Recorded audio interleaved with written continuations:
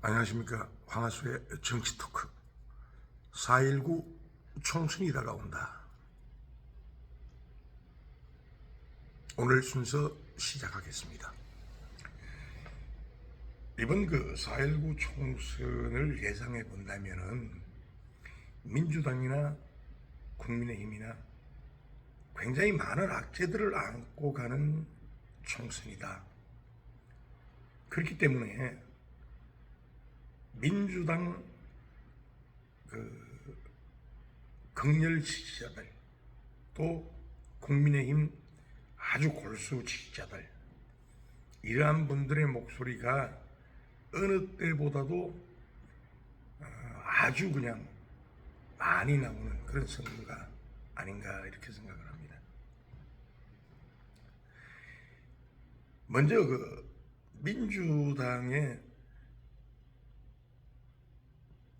총선 리스크 중에서 가장 큰 것은 당대표 이재명 대표의 사법 리스크이죠. 이건 그렇지 않아도 대장동이라든가 백현동 사건이 굉장히 복잡하고 광범위한 아주 방대한 수사 자료를 가지고 재판을 해야 되는데, 거기에다가 선거 위정 리스트까지 엎쳐가지고 이건 위정교사까지 엎쳐놔서 안 그래도 많은 데다가 몽땅 그쪽으로 다 엎어가지고 재판부에다가 배당을 해놨으니까 이건 누가 판사라고 해도 엄청나게 오랜 시간이 걸릴 것이다. 그러면 내년 4.19 총선 때까지도 이 문제는 계속, 아니 이 4.19 총선을 지나가지고 실질적으로 윤석열 정부의 마지막까지도 이 사법 리스크는 해결되지 않을 것이다. 그렇다면 민주당에서는 어떻게 대처할 것인가? 이재명 당대표가 임기까지 갈 수 있을 것인가? 지금 비명계에서는 실질적으로 이재명 당대표 체계로서는 이번 총선을 치를 수 없다, 공공연한 목소리를 나오고 있습니다. 왜? 사법 리스크가 너무 강하기 때문에 할 수 없다 이렇게 주장할 것이고, 친명계 쪽에서는 무슨 소리냐, 그런 소리를 하는, 그렇기 때문에 너희들이 수박이다, 이렇게 이제 강렬하게 내부 분란이 일어날 것입니다. 이거 쉽게 풀 수 있는 문제가 아니거든요. 또 마찬가지로 국민의힘 쪽에서 본다면은 이준석이라든가 유승민이라든가 당내에 어떤 헤게모니 싸움이 굉장하게 일어날 것이다. 친윤이다 비윤이다. 친윤과 비윤은 어쩌면은 이건 쉽게 수면 아래로 내려갈 수 있는 문제입니다. 공천만 잘 다스리면은 내려갈 수 있는 문제인데, 문제는 이준석이나 유승민 리스크는 쉽게 풀어지지가 않을 것입니다. 지금 이준석 전 대표 같은 경우에는 어떻게 보면은 국민의힘으로 돌아오고 싶어서 아주 그냥 애절한 마음이 있을 겁니다. 근데 원체 그냥 감정의 골이 깊을 대로 깊어져 버렸으니까 돌아오긴 또 쉽지는 않을 거예요. 유승민 의원도 마찬가지고. 근데 유승민 의원이나 이준석 의원 전 대표 같은 경우에는 두 사람이 같은 이념을 가졌다고 보기는 좀 힘들어요. 이준석 전 대표의 정치 성향을 보면요, 굉장히 단타적인 성격이 빠릅니다. 치고 빠지고 그 소위 말해서 젊은 세대에 아주 그 활동성 있는 그런 정책들이 많죠. 그런 반면에 유승민 전 의원 같은 경우에는 아주 고집이 셉니다. 유승민 전 의원의 그 부친 되신 유수호 의원님도 굉장히 그 고집불통했던 그런 강단을 가지고 계신 분이셨어요. 우리나라 정치사에 아주 중요하신 분입니다. 유수호 의원 같은 꼬마 민주당 이기택 대표하고 그냥 우리는 그냥 많은 기득권을 포기하더라도 우리 뜻대로 가겠다 하고 당을 뛰쳐나오신 그런 분이시기도 한데, 유승민 의원 역시 마찬가지입니다. 근데 사실 유승민 의원을 이렇게 본다면요, 박근혜 정부 당시에 정세 없는 복지는 허구다, 말은 맞는 말이에요. 유승민 의원이 경제학을 전공했거든요. 누구보다도 이 나라의 경제 사정은 잘 알고 있어요. 아니, 이 나라의 경제뿐만 아니라 경제를 모르더라도 복지는 많은 그 막대한 예산이 투입되는 그런 일입니다. 복지를 위한 어떤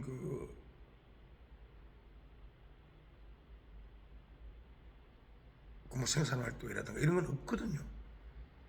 복지를 위한 경제는 없습니다. 경제의 활성화에서 떨어지는 낙수 효과에 의해서 복지가 결정되는 것이지, 복지를 위해서 경제를 만든다?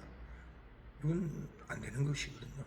그러니까 경제가 활성화됨으로써 세금이 많이 거칠 것이고, 그 많이 거친 세금의 그 풍부한 유동 자산이 있어야 복지 정책도 굉장히 풍부해질 수 있고 아주 다양성을 가져올 수 있다.